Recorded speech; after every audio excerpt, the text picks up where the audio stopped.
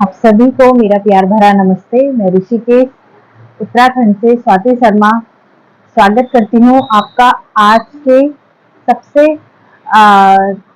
जो हमारा रामचरितमानस है उसका पहले ब्लॉग में। और रामायण की बुक ये जो रामचरितमानस के नाम से रामायण आती है और ये श्री गोस्वामी तुलसीदास जी द्वारा रचित है। इसमें आप देखेंगे ये मैंने यहाँ गीता प्रेस ऋषिकेश से ली है। इसमें आपको यहाँ पे राम जी, लक्ष्मण जी, सीता जी और नीचे हनुमान जी आपको इसमें देखिए इस तरीके से बैठे हुए मिलेंगे। ये मैंने गीता प्रेस ऋषिकेश से ही ली है। तो ये मेरी बुक है और इसे कर रही हूँ मैं आज से शुरू, सिर्फ आप सब लोगों के लिए। रामायण में मैं आपको बता दूं जिन्हें पता ना हो कि रामायण वैसे तो बहुत सारे तरीके से सबने अपने अपने पॉइंट ऑफ व्यू दे रखे हैं, लेकिन जो मेन राम जी की कथा है वो रामचरितमानस और जो गोस्वामी तुलसीदास जी द्वारा लिखी गई है। और इसमें संस्कृत और हिंदी दोनों अनुवाद है, तो नॉर्मल से लोग जो होते हैं वो इसे पढ़ सकते हैं। इसके अलावा एक वाल्मीकि रामायण आती है। उस राम और इस राम में मैं डिफरेंस करूं तो लिखने के अनुसार लेखक के बहुत डिफरेंस है, लेकिन वो मैंने सुनी है क्योंकि उसे मैंने पढ़ा नहीं है। और मुझे लगता है कि शायद काफी लोग उसे पढ़ भी नहीं सकते हैं, क्योंकि जो बहुत ज्ञानी लोग होते हैं वही उसे पढ़ पाते हैं। वो पूरी रामायण संस्कृत में लिखी गई है जो वाल्मीकि रामायण है, और उसमें इतनी उच्च कोटि की संस्कृत लिखी गई है कि जल्दी से किसी की समझ में नहीं आती। जो लोग सिर्फ इस संस्कृत ज्ञान से ही जुड़े हुए होते हैं वो लोग भी उसे बहुत मुश्किल से पढ़ पाते हैं, उसे सिर्फ ज्ञानी लोग ही पढ़ पाते हैं। हम जैसे गृहस्थी लोग जिनको संस्कृत के बहुत मामूली से अर्थ पता होते हैं वो लोग नहीं पढ़ पाते। तो मैं करती हूँ आज श्री रामचरितमानस तुलसीदास जी द्वारा रचित शुरुआत। तो इसका प्रथम पृष्ठ मैं आपको बताऊं कुछ इस तरीके का है। इसमें चित्र दिए गए हैं। एक बाद जो सेकंड पेजेस है ये भी कुछ इस तरीके से ही है। इसमें भी आप देखेंगे सबसे ऊपर वाला जो चित्र है इसमें चारों भाई जो है उनका बचपन है, दूसरे में सीता स्वयंवर है, और जो सबसे तीसरा वाला है उसमें आप देखेंगे कि जब राम जी को भरत जी मिलने गए थे तो वो उनको खड़ाव पहनाते हैं पैर पे, ये उस चीज का चित्र है। और उसके बाद यहाँ से है रामायण शुरू। तो यहाँ पे पूरा इसका वर्णन दे रखा है कि रामायण है रामचरितमानस तुलसीदास जी द्वारा रचित, और इसमें पूरे 8 कांड हैं। आपको बता दूं कि जो रामायण है वो 8 कांडों में डिवाइड की गई है। आपकी बेसिक लैंग्वेज में हो डिवाइड की गई है, और इसी हिसाब से इसे पढ़ा जाता है। शुरुआत से इसमें बाल कांड वगैरह, बालकांड से ये शुरू होती है और उसके बाद इसमें सभी कांड आते हैं। इसमें चरित्र चिन्ह दे गए हैं, सभी सूर्यवंश जो था उसका पूरा वर्णन दिया गया है कि जो जो सूर्यवंशी थे वो कौन कौन सी कास्ट थी, वो कौन कौन से गोत्र थे और कौन कौन से राजा थे, सभी इस तरीके का इसमें सूर्यवंश का वर्णन दिया गया है। फिर हनुमान जी का चित्र है, और उसके बाद यहाँ से शुरू हो जाता है कि बालकांड में हमें क्या क्या मिलेगा, जो विषय सूची होती है। फिर बालकांड है, फिर ये अयोध्या कांड है, अरण्य कांड है, फिर किष्किंधा कांड है, फिर सुंदर कांड है, लंका कांड है, उत्तर कांड है। इसी तरीके से संपूर्ण कांड इसमें दे रखे हैं। तो आज हम शुरू करेंगे प्रथम पृष्ठ से, और जितना भी मुझे लगता है यहाँ से शुरू होती है हमारी रामायण। तो आइए शुरू करते हैं साथ में। जितना भी पढ़ पाएंगे अपना एक सहयोग, अपना एक जो भाव होता है भगवान के प्रति, उसे जितना भी हम अपने तरफ से दे पाए, थोड़ा ही समय लेकिन निकालें भगवान के लिए। तो आइए राम जी का नाम लेते हुए जय श्री राम, और शुरुआत करते हैं रामायण की। सर्वप्रथम इसमें प्रथम श्लोक है बालकांड का। वर्ण नाम धर संघाना रसानाम छंद सामापि मंगलानम च कर्तारो वंदे वाणी विनायको। इसका अर्थ है अक्षरों, अर्थ समूहों, रसों, छंदों और मंगलों की करने वाली सरस्वती जी और गणेश जी की मैं वंदना करता हूँ। भवानी शंकरो वंदे सदा विश्वास रूपेणो याभ्यां विना न पश्यन्ति सिद्धः स्वान्तः स्थानीश्वरम्। श्रद्धा और विश्वास के स्वरूप श्री पार्वती जी और श्री शंकर जी की मैं वंदना करता हूँ, जिनके बिना सिद्ध जन अपने अंतःकरण में स्थित ईश्वर को नहीं देख सकते। तुलसीदास जी कह रहे हैं कि मैं श्रद्धा और विश्वास से श्री शिव और पार्वती जी की मैं वंदना करता हूँ, जिनके बिना, जिनके आशीर्वाद के बिना सिद्ध जन भी, कोई भी सिद्ध पुरुष अपने अंतःकरण में, अपने अंदर से, अपनी भावना से, अंतःकरण से में स्थित, अपने दिल में स्थित ईश्वर को भी नहीं देख सकते हैं। क्योंकि ईश्वर को देखने के लिए कहते हैं ना, हमने सारा संसार ढूंढा लेकिन भगवान कहाँ मिले? अपने अंदर, अपने मन में। तो ये वही बोल रहे हैं तुलसीदास जी कि इनके आशीर्वाद के बिना तो बहुत जो सिद्ध जन पुरुष भी होते हैं वो अपने अंतःकरण में भी ईश्वर को नहीं देख पाते हैं। वंदे बोधमयम नित्यम गुरु शंकर रूपिणाम यमाश्रितो ही वक्रोपि चंद्र सर्वत्र वंदपे। ज्ञान में नित्य शंकर रूपी गुरु की मैं वंदना करता हूँ, जिनके आश्रित होने से ही टेढ़ा चंद्रमा भी सर्वत्र वंदिता होता है। यहाँ पे तुलसीदास जी कहते हैं कि ज्ञान में नित्य और शंकर रूपी गुरु की, यहाँ पे वो अपने गुरु की वंदना करते हैं, क्योंकि भगवान के बाद गुरु की ही वंदना की जाती है। कि मैं वंदना करता हूँ जिनके आश्रित होने से ही, जिनके आश्रित होने से ही शंकर जी की वो वंदना कर रहे हैं और कह रहे हैं कि जिनके आश्रित होने से ही टेढ़ा चंद्रमा भी सर्वत्र वंदिता होता है। जिन शिव जी के सिर पर लगाओ जो टेढ़ा चंद्रमा होता है, आप देखते हैं ना कोई चीज टेढ़ी होती है, आधी होती है, तो वो पूजनीय नहीं मानी जाती, या उसको हम लोग कहते हैं कि एक टेढ़ा बोल के बोलते हैं कि अरे यार टेढ़ी तो ना जमीन अच्छी, ना घर अच्छा, ना।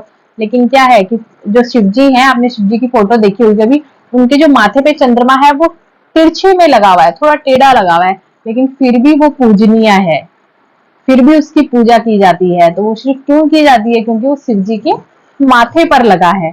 तो इसीलिए कह रहे हैं कि मैं ऐसे शंकर रूपी गुरु की, जो शंकर जी को अपना गुरु मान रहे हैं, और ऐसे कह रहे हैं कि मैं शंकर रूपी गुरु की मैं वंदना करता हूँ, जिनमें आश्रित होने से ही, जिनके सिर पे लगे होने से ही टेढ़ा चंद्रमा भी पूजनीय हो जाता है। सीताराम गुण ग्राम पुण्यारण्य विहारिणो वंदे विष्णु विशुद्ध विज्ञानो कविश्वर कपीश्वरो। श्री राम जी के गुण समूह रूपी पवित्र वन में विहार करने वाले विशुद्ध विज्ञान संपन्न कविश्वर श्री वाल्मीकि जी और कपीश्वर श्री हनुमान जी की मैं वंदना करता हूँ। अब देखिए यहाँ पे तुलसीदास जी की बात, क्योंकि तुलसीदास जो रामायण है, ये तुलसीदास जी की जो रामायण है ये बाद में लिखी गई है, और जो वाल्मीकि रामायण है वो राम जी के समय से लिखी गई है। तो वो संपूर्ण संस्कृत में है और ये हिंदी में इसलिए तुलसीदास जी ने लिखी क्योंकि सभी इसको समझ पाए। लेकिन यहाँ पर उन्होंने वाल्मीकि जी का जिक्र करना नहीं भूले, क्योंकि उन्हें पता है कि जो वाल्मीकि जी हैं और जो हनुमान जी हैं वो राम जी के बहुत बड़े भक्त थे। इसीलिए जो वाल्मीकि जी थे उन्होंने वो रामायण लिखी, और हनुमान जी के बारे में तो आप सब लोग जानते ही हैं। तो यहाँ पे भी उन्होंने वाल्मीकि जी के बारे में बहुत सुंदर वर्णन किया और कहा कि मैं उनकी भी वंदना करता हूँ। उभद्रवस्ति संहार कारिणी कलेश हारिणीम सर्वश्रेयस्करी सीता नतो राम वल्लभाम। उत्पत्ति, स्थिति, पालन और संहार करने वाली, कलेशों को हरने वाली तथा संपूर्ण कल्याणों को करने वाली श्री रामचंद्र जी की प्रियतमा श्री सीता जी को भी मैं नमस्कार करता हूँ। यन्मा यह वशवर्ती विश्व माखिलम ब्रह्मदि देवासुरा यत् त्वादमशेव भाति शकलम रज्जे यथा हे भ्रमम यथा पाद पल्लवेकमेव हिम भावम्बोधेस्ति सा संवदा वन्देह तम क्षीण कारणम परम रामाख्यम मिशम हरिम। जिनकी माया के वशीभूत संपूर्ण विश्व ब्रह्मादि देवता और असुर हैं, जिनकी सत्ता से रस्सी में सर्प के भ्रम की भांति यह सारा दृश्य जगत सत्य ही प्रतीत होता है, और जिनके केवल चरण ही भव सागर से तरने की इच्छा वालों के लिए एकमात्र नौका है। उन समस्त कारणों से पर सब कारणों के कारण सबसे श्रेष्ठ राम कहाने वाले भगवान हरि की मैं वंदना करता हूँ। अब यहाँ पे ये प्रणाम करते हैं श्री राम जी को, जिनके माया से वशीभूत संपूर्ण विश्व ब्रह्मा देवता और असुर है, जिनकी सत्ता से रस्सी भी सर्प की भांति भ्रम, यह सारा दृश्य जगत सत्य ही प्रतीत होता है। तो अगर आप तुलसीदास जी के बारे में आपने पढ़ा है या कभी उनकी जीवनी पढ़ी है तो आपको ज्ञात होगा कि जो रस्सी में सर्प वाला भ्रम के बारे में ये बात कर रहे हैं, तो आपने इनके जीवन में देखा होगा कि जो इनकी अर्धांगिनी थी, इनकी वाइफ थी, उन्होंने क्या करा था कि जब ये मिलने के लिए वो मायके चली गई थी और इनके मन में इतना प्रेम था अपनी अर्धांगिनी के लिए कि उसके मायके ही उससे मिलने के लिए चले गए, और इन्होंने आओ ना देखा ताओ, और जो ऊपर वाला जो कमरा था इतनी रात पहुंचे थे कि दरवाजे से नहीं जा सकते थे, और बहुत ही प्रेम इनके मन में अपनी अर्धांगिनी के लिए उमड़ रहा था। तो इन्होंने क्या करा, जो सांप लटक रहा था खिड़की से नीचे के लिए, ये उसी सांप को पकड़ के ही ऊपर चले गए थे। तो इनका जो ये यहाँ पे वर्णन है, ये बिल्कुल मुझे इनकी अभी जीवनी याद दिला रहा है। और ये बात सत्य है कि सिर्फ जिनके चरण पढ़ने से ही हम भव सागर तर सकते हैं, वो सिर्फ कौन है, हमारे श्री राम है। नाना पुराण निगमा गम समतम यदा रामायणे निगदितम कचिंद न्योक्तपि स्वांत सुखाय तुलसी रघुनाथ गाथा भाषा निबंध मतिम मंजुला मात नोति। अनेक पुराण वेद और तंत्र शास्त्र के समस्त तथा जो रामायण में वर्णित है और कुछ अन्यंत्र से भी उपलब्ध श्री रघुनाथ जी कथा को तुलसीदास अपने अंतकरण के सुख के लिए अत्यंत मनोहर भाषा रचना में विस्तृत करते हैं। तो जो इन्होंने क्या कहा है, जो हमारे पुराण है, वेद है, शास्त्र हैं, जो तंत्र मंत्र शास्त्र हैं, वो तथा जो रामायण में वर्णित हैं, कुछ अन्य भी हैं, जो श्री रघुनाथ कथा को तुलसीदास अपने अंतकरण के सुख के लिए अत्यंत मनोहर भाषा में रचना विस्तृत करते हैं। बहुत सारे लोग हैं जिन्होंने श्री राम जी की जीवनी को, राम जी के पूरे जीवन काल को अपनी अपनी रचनाओं में लिया है। कुछ अनेक शास्त्र हैं, पुराण हैं, बहुत सारे हैं, लेकिन उनमें क्या है, एक छोटा छोटा सा अंश है। लेकिन ये जो रामायण है, ये संपूर्ण रामायण है। आप लोगों को अगर मेरी संस्कृत में थोड़ा सा प्रॉब्लम लगे तो प्लीज माफ करना, मुझे बहुत अच्छी संस्कृत नहीं आती है। मुझे सिर्फ इतनी ही संस्कृत आती है कि मैं इसे शब्दों को मिला के पढ़ सकूं, और बहुत ज्यादा संस्कृत का ज्ञान मुझे नहीं है, लेकिन एक कोशिश है कि अपनी भाषा को ना छोड़ा जाए। जो सुमृत सीधी होई गण नायक करिबर बदन करौ अनुग्रह सोई बुद्धि रसी शुभ गुण सदन।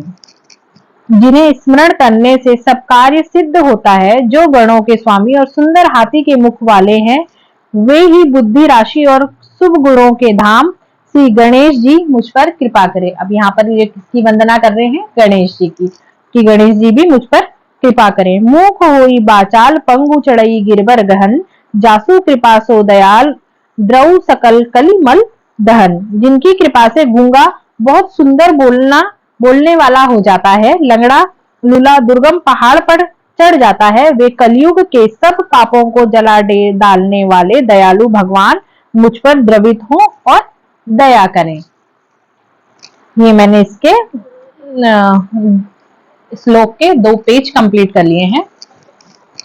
नील सरोरुह श्याम तरुण अरुण बाजिन नयन करौ सुमम उर्धाम सदा क्षीर सागर शयन। जो नील कमल के समान श्याम वर्ग हैं, पूर्ण खिले हुए लाल कमल के समान जिनके नेत्र हैं, जो सदा क्षीर सागर में शयन करते हैं, वे भगवान नारायण मेरे हृदय में निवास करे। कुंद इंदुसम देह उमा रमन करुणा अयन जाहि दीन पर नेह करऊ कृपा मर्दन मयन। जिनका कुंद के पुष्प और चंद्रमा के समान शरीर है, जो पार्वती जी के प्रियतमा है और दया के धाम है, और जिनका दीनों पर स्नेह है, वे कामदेव का मर्दन करने वाले शंकर जी मुझ पर दया करें। बंदव गुरुपद कंच कृपा सिंधु निररूप हरि महामोहो तम कुंज जासु बचन रवि कर निकर। मैं उन गुरु महाराज के चरण कमल की वंदना करता हूँ, जो कृपा के समुद्र और नर रूप में श्री हरि ही हैं, जिनके वचन महामोह रूपी घने अंधकार के नाश करने के लिए सूर्य किरणों के समूह हैं। बंदव गुरुपद पदम परागा सुरुचि सुबास सरस अनुरागा अमीय मूरिमय चुरुन चारु समन सकल भव रुच परिवारु। मैं गुरु महाराज के चरण कमलों की रज की वंदना करता हूँ, जो सुरुचि सुगंध तथा अनुराग रूपी रस से पूर्ण है। वह अमर मूल संजीवनी जड़ी का सुंदर चूर्ण है, जो संपूर्ण भाव रोगों के परिवार को नाश करने वाला है। सुकृति शंभु तन विमल विभूति मंजुल मंगल मोद प्रसूति जनमन मंजू मुकुल मलहारिणी किए तिलक गुण गण बस करनी। वह रज मतलब होता है मिट्टी, शायद आप लोग जानते ही होंगे। मिट्टी को या रेत को, जहां भी जिस जमीन की जो मिट्टी होती है उसे रज कहते हैं। वह रज सुकृति पुण्यवान पुरुष रूपी शिवजी के शरीर पर सुशोभित निर्मल विभूति है और सुंदर कल्याण और आनंद की जननी है। भक्त के मन रूपी दर्पण के मैल को दूर करने वाली है और तिलक करने से गुणों के समूह को वश में करने वाली है। अब जो तिलक लगाएंगे वो क्या होता है, आप कहते हैं ना जब तिलक लगाएं तो जो हमारा ये केंद्र होता है, यहाँ पे से जो एक एनर्जी क्रिएट होती है, वो बहुत ज्यादा कहते हैं कि शरीर के लिए अच्छी होती है, आपको प्रभावित बनाती है, आपको बुद्धिमान बनाती है, आपको बुरी चीजों से बचाती है। अब तिलक का महत्व यदि आप किसी हिंदू को बताएंगे तो मुझे लगता है कि आज के समय पे सिर्फ 70% लोग इसे समझेंगे, लगाएंगे तो सिर्फ 10 और 20% लोग ही, लेकिन इसे समझेंगे। लेकिन इसका कारण क्या है, वो ये श्लोक है जो मैंने अभी आपको बताया। आप चाहें तो तुलसीदास जी की पेज नंबर 35 का ये श्लोक है, आप इसके अंदर देख सकते हैं कि उस तिलक का गुण इसमें बताए गए हैं और शिवजी पर सुशोभित निर्मल विभूति के रूप में जो रज की बात की गई है वो इस तिलक से ही संबंधित है। और आप चाहें तो इसे पढ़ सकते हैं, अपने बच्चों को बता सकते हैं इसकी क्वालिटी। और ये हमारे ग्रंथों में, मैंने आपसे पहले ही कहा था कि बच्चे कई बार कहते हैं कि मम्मी आप सुनी सुनाई बातों पे विश्वास कर लेते हो, कहाँ ऐसा होता है, कहाँ लिखा है? तो आप बताइए कि रामायण में लिखा है। रामायण में लिखा है कि आप अगर तिलक लगाएंगे तो ये सचमुच में क्या है, आपके लिए सौभाग्य है। आप हिंदू हैं और आपका तिलक आपके लिए सौभाग्य है। तो ये श्लोक अपने बच्चों को जरूर पढ़ाइएगा। इसके बाद चलते हैं अगले श्लोक पे। श्री गुरु पद नख मणि गण ज्योति सुमिरत दिव्य दृष्टि है होती दलन मोह तम सो सब प्रकाशु बड़े भाग उर आवई जासु। श्री गुरु महाराज के चरण नखों की ज्योति मणियों के प्रकाश के समान है। जो राम जी के नाखून है वो कैसे हैं राम जी के नाखून? जैसे मणियों का प्रकाश होता है उसके समान छोटे छोटे से नाखून हैं, जिसके स्मरण करते ही हृदय में दिव्य दृष्टि उत्पन्न हो जाती है। उससे क्या होता है, मन में एक दिव्य दृष्टि उत्पन्न हो जाती है। वह प्रकाश अज्ञान रूपी अंधकार को नाश करने वाला है, वह जिसके हृदय में आ जाता है उसके बड़े भाग्य होते हैं, बड़े भाग्य होते हैं। तो ये जो मैं यहाँ पे पूरा पढ़ रही हूँ, ये सारा बालकांड है। इसमें राम जी के बचपन का वर्णन है। बालकांड का अर्थ है कि इसमें उनके बचपन का वर्णन है। श्री राम जी बचपन में कैसे थे। सबसे पहले वो सबको प्रणाम करते हैं तुलसीदास जी, और उसके बाद बढ़ते हैं राम जी की तरफ, और यहाँ पे वहां की रज की बात करते हैं। फिर यहाँ पे तिलक की बात करते हैं कि उनका तिलक ऐसा है और उनका जो नख है वो इस प्रकार से है। तो मुझे लगता है कि मुझे ये कंटिन्यू करना चाहिए, आप लोग बोर हो गए होंगे। तो मुझे लगता है कि आज मैं इसे यहीं पे क्लोज करती हूँ, और कल पढ़ेंगे हम इसके आगे, क्योंकि इतनी देर अगर आप लोग इतनी देर भी सुन पाओ और रोज 3-4 पेज भी हम कंप्लीट कर पाए, वैसे बहुत छोटी क्वांटिटी है, इतनी छोटी क्वांटिटी तो पूरा करना बहुत मुश्किल हो जाएगा, बहुत बड़ी बुक है। लेकिन शुरुआत जो है वो थोड़े से करते हैं। जब आपको राम जी के जीवन के बारे में सुनने की आदत हो जाएगी, आप लोग खुद ही बोलोगे कि हाँ थोड़ा सा और आप बढ़ा दीजिए समय। तो आज थोड़ा सा समय स्टार्टिंग में भी चला गया, कल से सीधा मैं इसे कंटिन्यू करूंगी। और आप सभी से निवेदन है, कुछ श्लोक, एक श्लोक अपने बच्चे को जरूर याद कराएं। एक ऐसी ही गोस्वामी तुलसीदास जी की रामायण अपने घर में खरीद कर जरूर रखें। कहीं से कटी फटी नहीं होनी चाहिए, ग्रंथ हमेशा साफ सुथरे होने चाहिए। आप इन्हें लाल कपड़े में लपेट कर एक साफ सुथरी जगह पर रखें। किसी गंदी समय में या किसी गंदे स्थान पर इसे बिल्कुल ना रखें। बहुत सारी ट्रोलिंग हो जाती है बहुत सारी बातों को बताने की, लेकिन जो लोग समझदार हैं मैं उन्हें बताना चाहती हूँ कि ये हमारे ग्रंथ हैं। आप जितनी उत्तम तरीके से इन्हें रखेंगे, आपका परिवार उतना ही उत्तम बना रहेगा। ये मत सोचिए कि आज का जीवन बहुत अच्छा है, ये सिर्फ शरीर है, आत्मा अंदर रहती है और बहुत सारे कपड़े बदलती है। पता नहीं कौन सा कपड़ा फटा हुआ निकल जाए और जीवन का पूरा जीवन हमारा वहां पे मुश्किल हो जाए। इसलिए आज के समय पे नहीं, भगवान के भेजे हुए उस समय के बारे में सोचें जब हमें भगवान नीचे भेज रहे होंगे और हम हाथ जोड़कर बोल रहे होंगे कि हे भगवान, जब मैं नीचे जाऊंगा तो हर वक्त में से सबसे ज्यादा वक्त सिर्फ तेरे लिए ही निकालूंगा। और नीचे आने के बाद सभी जानते हैं कि भगवान के लिए कितना वक्त निकलता है। एक उम्र का इंतजार देखा जाता है कि वो उम्र आएगी तो फिर भगवान के बारे में सोचेंगे, कि ऐसा नहीं है। हर प्राणी भगवान के लिए उसके पुत्र समान है, उसके पुत्री समान है। उन्हें देखने की कोशिश करें। अगर आप उन्हें देखने लग जाएंगे तो मुझे लगता है फिर आपने संपूर्ण जगत देख लिया। तो मिलते हैं अब आपसे कल वाले ब्लॉग में। जरूर तैयार रहिएगा आगे के पेजेस पढ़ने के लिए, थोड़ा थोड़ा करके बढ़ाएंगे। तब तक के लिए जय देवभूमि उत्तराखंड।